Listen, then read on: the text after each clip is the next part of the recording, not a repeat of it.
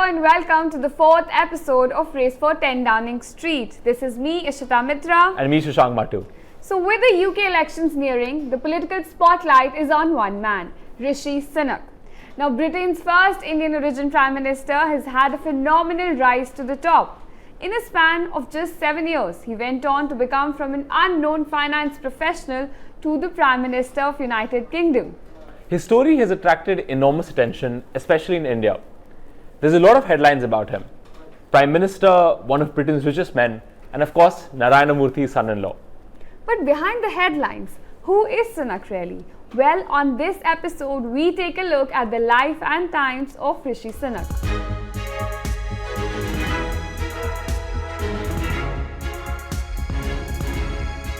Sunak was born to a family of Indian origin immigrants in 1980. His family traces its roots to pre-partition Punjab. They migrated to East Africa during the British Raj before reaching the United Kingdom in the 1960s. Now Sunak's father Yashveer was a doctor and his mother Usha ran a pharmacy. Now this humble background is something that the now multi-millionaire Sunak refers to a lot. But the rest of his resume is about as elite as it gets. Sunak attended Winchester, an expensive elite British private school that has educated generations of Britain's elites. He then went on to attend Oxford University, worked at global finance firm Goldman Sachs and got an MBA from Stanford University.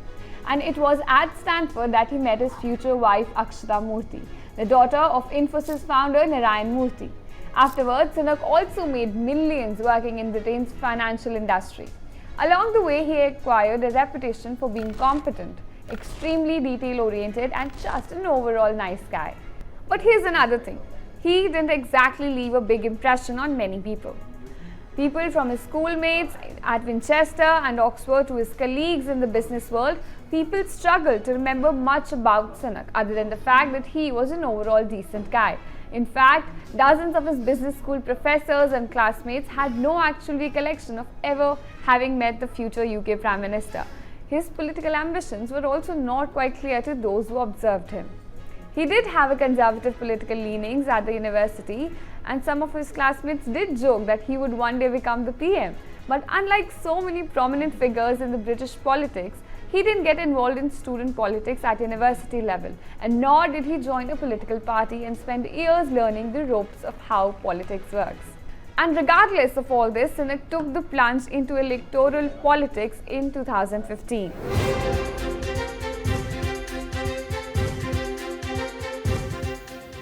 So that year, he was selected by Britain's ruling Conservative Party to be its candidate for the safe seat of Richmond Yorks. This was already seen as a sign of big things to come. The seat was formerly held by William Hague, who was the leader of the Conservative Party. But Sunak's selection was not entirely popular. As we mentioned before, he hadn't been a member of the Conservative Party for a long time and really had no background in politics. This is a bit out of the ordinary, since prospective members of parliament are expected to have spent some time understanding how politics works before reaching parliament. This lack of experience on Sunak's part will become relevant a bit later. Some in his constituency viewed him as an outsider who had been parachuted in to fight for this seat. Despite this, Sunak's characteristic good luck came through and he won a solid majority to reach parliament. He arrived in Westminster as one of its richest MPs, and after that, there was simply no stopping Rishi Sunak. Within just a year, he made one of the biggest and most successful political bets of his career by backing Britain's exit from the European Union. Britain voted to leave the European Union in a bitterly contested referendum vote, and after that, Sunak's profile rose. In 2018, just 3 years after he entered parliament, he was appointed a junior minister in Prime Minister Theresa May's government. His second big bet in politics was backing Boris Johnson to become UK's Prime Minister in 2019. Johnson had long been considered unstable and unreliable by large sections of the Conservative Party and even by the British public. But with Sunak's backing, Johnson was able to portray himself as a leader with the support of the party's young and competent moderates. Johnson was elected Prime Minister and Sunak was suitably rewarded with the promotion to a key job in the UK's Finance Ministry.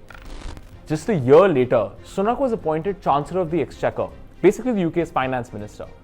This was an absolutely stunning achievement. Remember that Sunak had been in politics for just 5 years at this time. And this job really allowed Sunak to shine. The outbreak of the COVID-19 pandemic brought on an unprecedented economic crisis in the country. Businesses shut down and people were confined to their homes. Sunak spent billions of pounds to provide workers financial support, cut taxes on food items, and keep the economy alive as the pandemic took its toll. These measures made him popular among the British public, and he ended 2020 as Britain's most popular politician. This also allowed him to stand out against some of his rivals, and even the Prime Minister himself, who seemed to be staggering from one controversy to the other. As the public became increasingly concerned that the Conservative Party and Prime Minister Boris Johnson had lost their way, Sunak stood out as competent, calm, and effective. And this popularity increasingly put him at odds with the man who had put him in the job in the first place, Boris Johnson. Sunak was increasingly touted as a successor to Johnson, whose grip on power was steadily weakening throughout 2020 and 2021. The two men also clashed on key financial policy issues, and many suspected that Johnson was ready to fire Sunak. Ultimately, though, Sunak struck first. After Johnson was hit by scandal after scandal, Sunak resigned as Chancellor in 2022, saying that Prime Minister Johnson wasn't living up to the standards expected of those in public life. This was a hammer blow to Johnson, who was rapidly losing control of his own government. He stepped down in September, and Sunak joined the race to take his place. But he was in for a rude shock. Many in Britain's Conservative Party actually saw him as a traitor who had backstabbed the Prime Minister. While Sunak tried to fight this narrative, he lost a 2022 leadership election to Liz Truss, a former foreign minister and a member of the party's radical wing. With that, Sunak was out of office, and many thought it was the end of his political career. Only, Sunak's extraordinary run of luck continued. Truss herself lurched from one disaster to the other as Prime Minister, and within just 49 days, she was out. She had been the shortest serving Prime Minister in British history. But her misfortune meant that Sunak had another chance, and this time he didn't fumble it. He was elected leader of the Conservative Party, and on 25th October 2022, he became Britain's first ever Indian origin Prime Minister. Now, this has all the makings of a story with a happy ending. Unfortunately, it seems like Sunak's luck has run out since he became Prime Minister. The truth is that Sunak has just not been having a very good time in number 10 Downing Street. His biggest problem is that Britain is falling apart at the seams. Economic growth has slowed down, and inflation has devastated the livelihoods of ordinary UK citizens. Public services like the National Health Service are crumbling, leaving people increasingly angry at a government that just doesn't deliver. And immigration into the UK, both legal and illegal, has become an increasingly contentious issue. On these issues and more, Rishi Sunak's government seems like it has just lost the confidence of the British public. Sunak himself is not helping. His meteoric rise has meant that he just hasn't spent too much time in politics. After all, he's only been in Parliament for about 9 years. His experience has shown, from his inability to connect with voters in the campaign trail to major gaffes like leaving the Remembrance Day parade honouring World War II veterans early to attend a television interview.